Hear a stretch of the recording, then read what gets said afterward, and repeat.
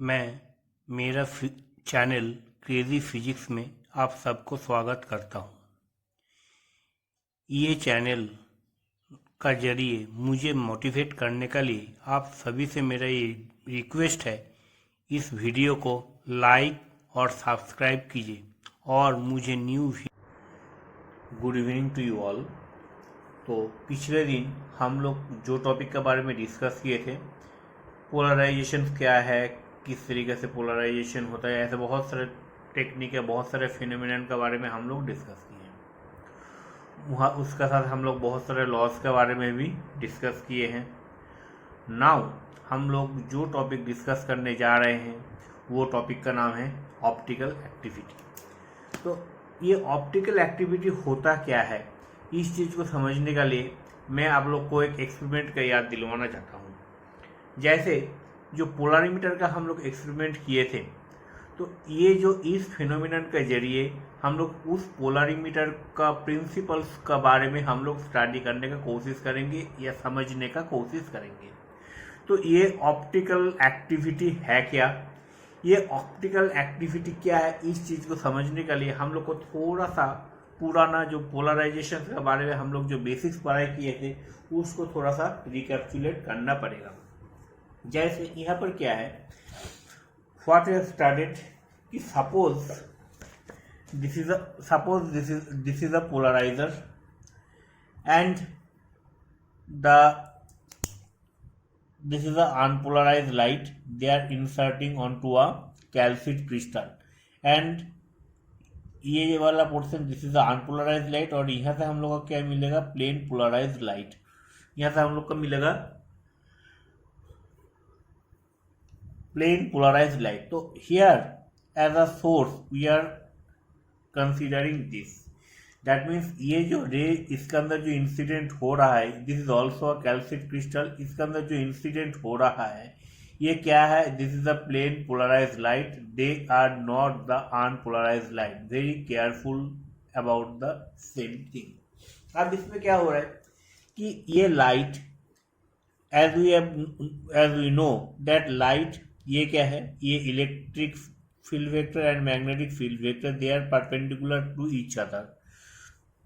तो यहाँ पर क्या है, we are also going to get only a plane polarised light, it is incidenting on to a calcite crystal. ये calcite crystal का ऊपर इंसिडेंट होने का बाद क्या है, पहले तो वो इस it was vertical like this way, it is going through like this way, that mean this is the plane polarised light and it is going like this way, and after insertion it will tilt like this way or this way. What does it mean? That means it is making some sort of angle with this or like this way. So this is the, suppose you consider this my finger as the axis and this is tilting towards the left hand side or this is tilting towards the right hand side. तो ये जो phenomenon होता है, जिस phenomenon को बोला जाता है ऑप्टिकल रोटेशन या ऑप्टिकल एक्टिविटी। यहाँ पर बेसिकली दो तरीके का केस होता है, एक होता है राइट हैंडेड रोटेशन जिसको बोला जाता है डेट्रा रोटेटिंग, एंड एक होता है लेफ्ट हैंडेड रोटेशन जिसको बोला जाता है लीवो रोटेटिंग। नाउ यहाँ पर बहुत सारा फिनोमिनन है, ये किस तरीके से हो रहा है, कैसे हो रहा है, इस चीज को मैं आगे आप लोग को समझाने का कोशिश करूंगा। Basically what are the examples of this optical activity, ये ऑप्टिकल एक्टिविटी का अंदर में क्या क्या आता है, these are the quartz crystal and the sugar solution. That means if we can precisely tell about the thing, we can classify it in 3 categories, solid, liquid and gaseous phase. Basically आज हम लोग ये solid and liquid के बारे में discuss करेंगे और ये दोनों का मिक्सचर के बारे में हम लोग डिस्कस करेंगे। और इसका प्रीवियस लेक्चर में मैं आप लोग का साथ एक बात बोला था कि इन दिस केस द टेम्परेचर, यहाँ पर मैं रोल ऑफ टेम्परेचर भी डिस्कस किया था एंड रोल ऑफ वेवलेंथ भी मैं डिस्कस किया था। In this case this two they are assume to be constant. Now we are considering about the liquid case और the liquid crystal. In this case what is this, यहाँ पर और थोड़ा सा समझ लूँ, this is the main axis and this is making some sort of angle theta. This is making some sort of angle theta. This could be right hand side or this could be the left hand side. And L is the length of this crystal. L is the length of this crystal. Okay. So what we can say, according to principle, theta is directly proportional to L and theta is directly proportional to D.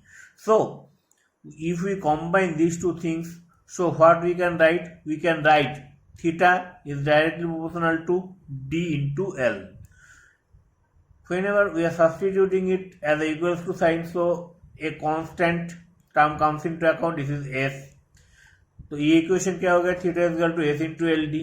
तो यहाँ पर क्या हो जाएगा, S is equal to theta upon L D.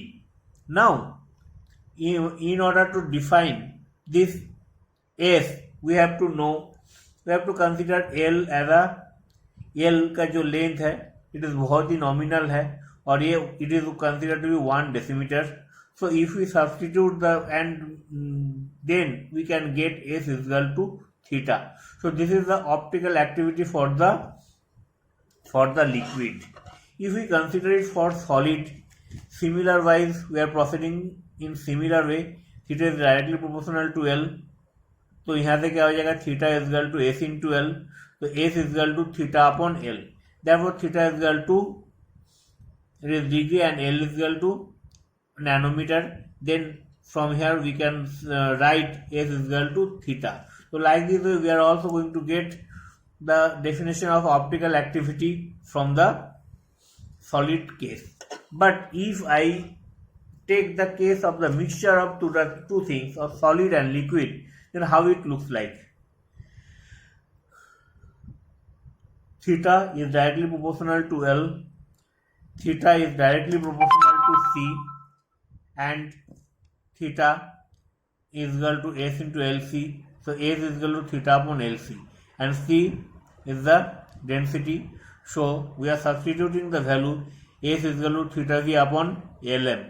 In this case, as we are implementing the cases, यहाँ पर L, M and V का value put up करके we can establish और we can define the specific rotations. तो इसी तरीके से हम लोग ये स्पेसिफिक रोटेशंस को डिफाइन करते. और आज का लेक्चर का मेरा कंटेंट इतना ही है. तो next day we are going to discuss about the polarimeter. तो पोलरिमीटर जो है ये पोलराइजेशन का लास्ट पार्ट है. तो आप लोग जो जो पुराना टॉपिक्स है, मेरा जो वीडियो लेक्चर है इसके अंदर पोलराइजेशन का जो प्लेलिस्ट है, इस प्लेलिस्ट का ईच एंड एवरी लेक्चर्स को आप अच्छी तरीके से रिवाइज कर लीजिए. And then we will begin our last topic polarimeter, जो मेरा नेक्स्ट टॉपिक है. और उसका बाद मैं जाऊंगा डिफ्रैक्शन फिनोमिनन में. तो get ready for that also.